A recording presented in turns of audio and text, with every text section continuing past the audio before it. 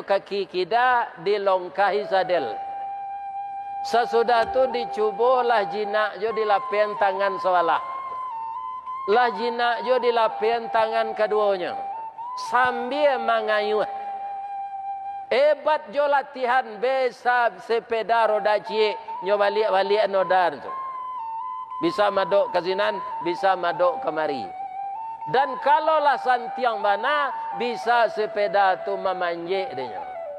Ada nama orang dalam pasal malam tong ajaib. Sebenarnya orang bersepeda tu nan santiang. Ya kan? Begitu juga mengajar salat khusyuk. Sama je naik pematang nan baru dinaik orang pematangnya dari lunau. Kalau dipijak pak, badoroh ke bawah, linci, tagalici awak. Tapi dek latihan taruh, maka tiba di sasaran itu. Allah